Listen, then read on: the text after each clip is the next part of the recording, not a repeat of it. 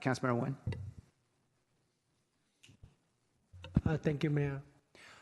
I meant to be very brief, but this is so important that I need to say what I really have to say. So, staff, could you help put on my slide, please?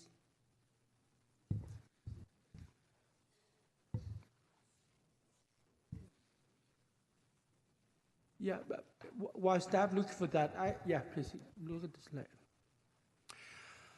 It's so complicated, and we look at I spend days and nights, and my staff and every hour try to study all 9 memos to the point that actually after I've done this, I learned my colleague Sergio Jimenez also done a matrix. But even my staff did a matrix, and it took me a while to reduce it, and it took me a long time to make this simple matrix for me and for everybody to really simplify and see the issue and where we are. We have basically, look at the first yellow column from left. We have basically 3 types of proposition. We have Councilmember Cambridge at 5, Davis at 5, Landis at 5, and Jones at 5. And then the next category we have Councilmember Jimenez and Arenas at CPI to 5 cap maximum, with the 4 units as the guide between waiver or exception for small landlord with 4 units and or less. And we have Councilmember Rocha at 4% with no banking, and the other at 2% with cap is 5. All right. So. I appreciate, in fact, I was about to suggest staff and then my mayor to divide all the items into separate votes, and mayor did it. But the last comment is combine everything. That's difficult. So I'd rather just on one issue. I really urge colleagues to focus on the cap first, all right? So can you have page 2, my slide, please? All right. Even Jack and his staff provided 131 pages of memos. This took a lot of study. Even the simplified. I looked at a lot. It was Exhibit E and change to Exhibit B. I tried to understand the statistic of and the impact of what we try to do to the actual market. And even with the two boxes, I simplify one more time, and I hope everybody follow you understand. I tried to find how many owners own 3 or 4 units building. We have 1,459. That's 49%. And then the next up to 5 units, we have another 22%. So just combine the 2 types of landlords, and a lot of them we see today here, who owns 3 to 4 units and 5 to 9 with less than 10 units. We have 71% of landlords who owns less than 10 units. And if you expand it to the 19 units, which is line number 3 there, that would be 85% of landlords who own unit up 19 or less.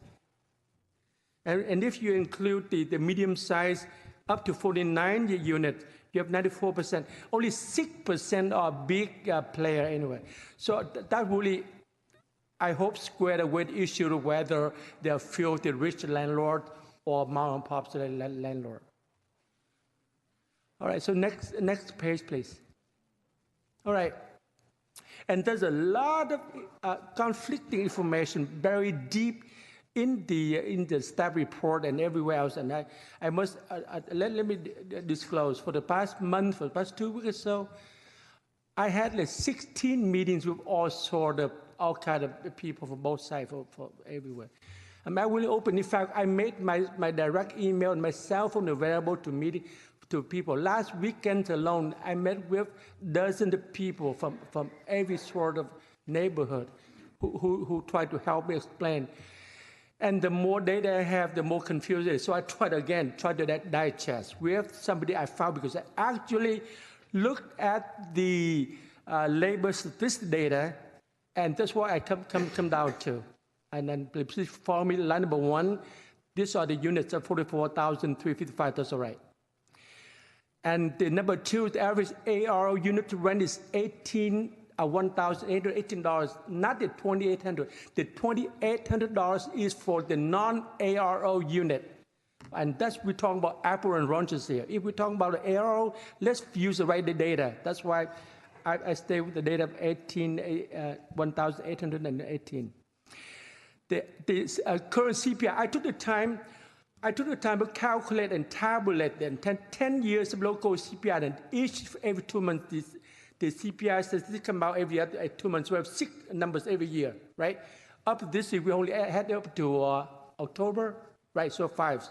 Anyway, I combine and then I average out. The magical numbers appears, not 2.8, but it's 3.42. That was the average between the last 5 years.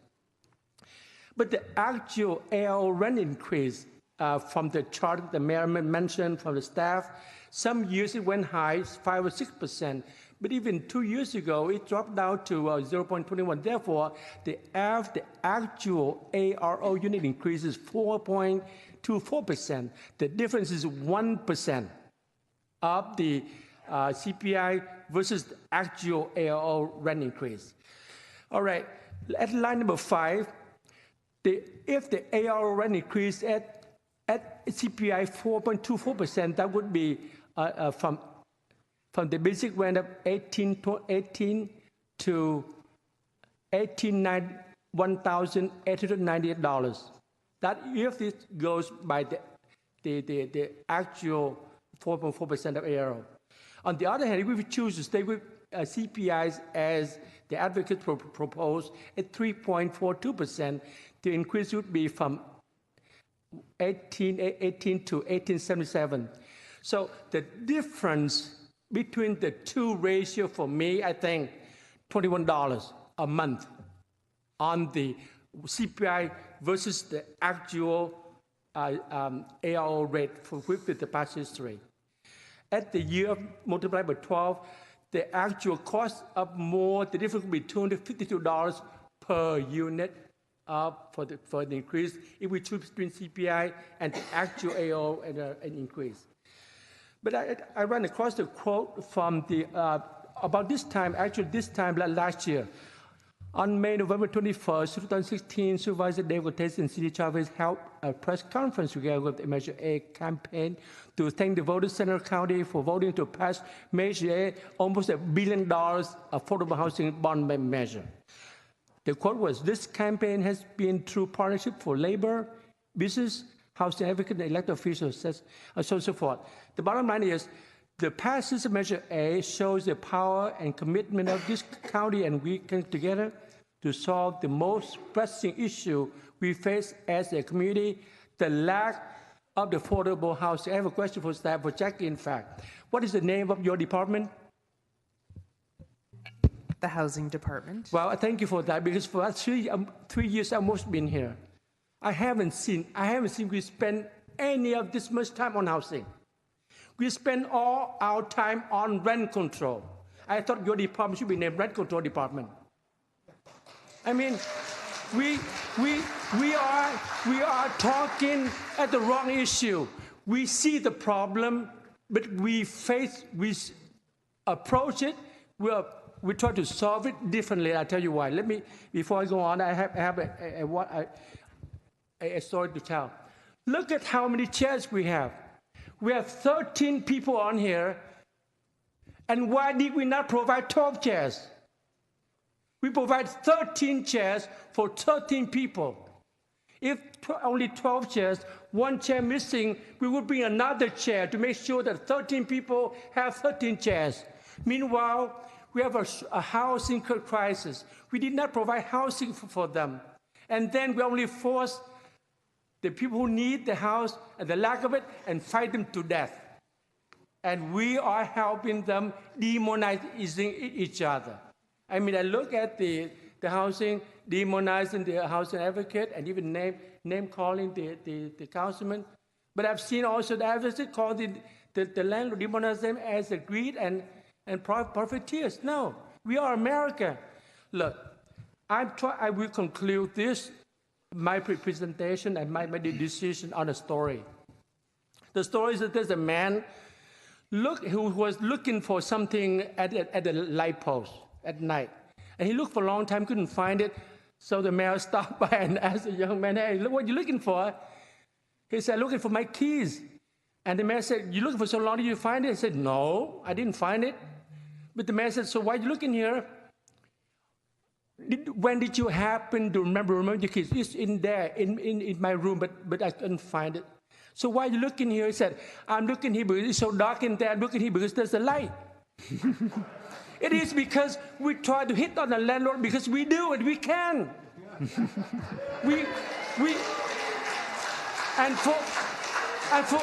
For past 2 years, that's what I've been doing. I've been helping, I've been advocating for the tenants. In fact, last year, on May, we have already declared, in March, we declared we started study from 8 to 5. In April, we started action. In May, last week, we voted for it. We incorporate on April 14. And even this year, on January, we started on the annual report of the 5% increase. And then in May this year, we voted for the just cause eviction. And then 2 weeks later, we immediately voted for emergency. So we did everything we could because we keep pounding on the people that we could. And we did that. We've been doing that. And we never have to spend the energy or the leadership or the resources on the actual solution, which is the lack of housing. For both sides. Last week, I met with the housing advocates. And they demanded me to beat it down on the landlord and go down to 2%. I asked them, why didn't you join me, help me with the mayor, go declare housing crisis and demand for more housing that the Measure A has passed, $1 billion has passed. I refer that to this point. With $1 billion, we could have kept the 5% cap increase, no touching it, and help the housing people $252, pay them, help them, give them a voucher so they can maintain their apartment there. So in conclusion, I must admit that no matter how we try, but I think we all look at the issue from different angles. We chose to be comfortable, not to take action of building more affordable housing, but to try to resolve with a temporary solution, which is not a solution at all. So on one hand, I urge the staff of the housing department to do your job to really provide housing.